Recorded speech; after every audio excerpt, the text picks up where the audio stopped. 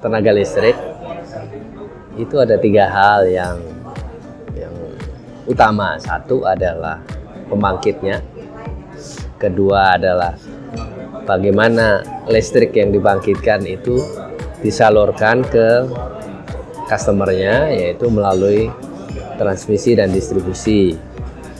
Nah, yang ketiga adalah bebannya. Bebannya ini adalah yang mengkonsumsi listrik. Pembangkit itu bisa dibangkitkan dari mana saja. Biasanya pembangkit itu kemudian dinaikkan tegangannya supaya seperti jalan itu, kalau tegangannya makin besar, jalannya makin lebar, listriknya bisa jalan dengan lancar. Artinya rugi-ruginya makin kecil. Itu dalam bentuk transmisi, kemudian diturunkan lagi tegangan ke distribusi.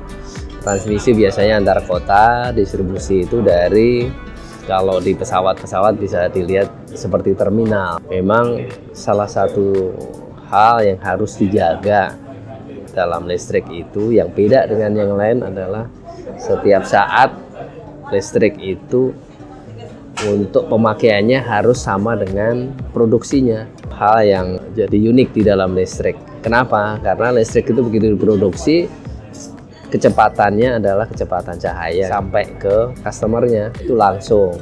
Kalau nggak terjadi kesetimbangan, kalau pembangkitnya kurang, yang terjadi pemadaman. Kalau kelebihan, itu pembangkitnya bisa berputar cepat sekali, itu membahayakan pembangkitnya. Jadi setiap saat itu harus dijaga antara jumlah yang diproduksi dengan jumlah yang dikonsumsi harus sama. Itu di dalam pembangkit sudah ada sistem kontrol ya.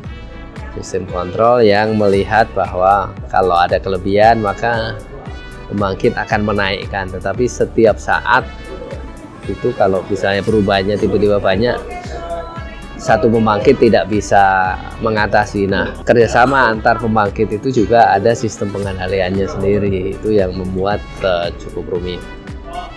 Itu salah satu challenge dari listrik. Challenge kedua adalah dari sisi jangka panjang.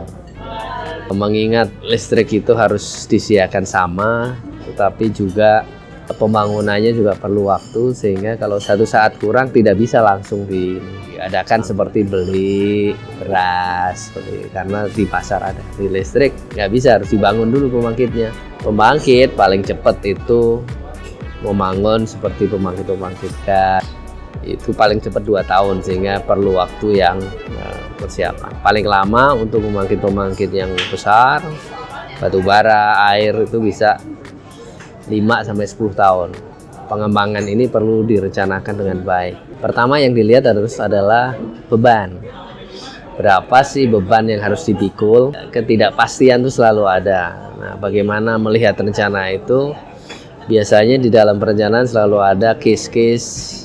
Kalau pertumbuhan bebannya rendah, pertumbuhan tegangannya tinggi, kemudian dari situ akan dicari pembangkit-pembangkit yang diperlukan mana saja. Kombinasi dari itu akan membentuk satu rencana pembangkitan.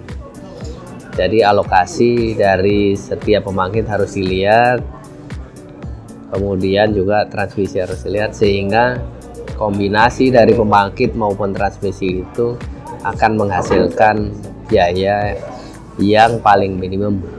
Itu yang disebut perencanaan pembangkitan secara jangka panjang.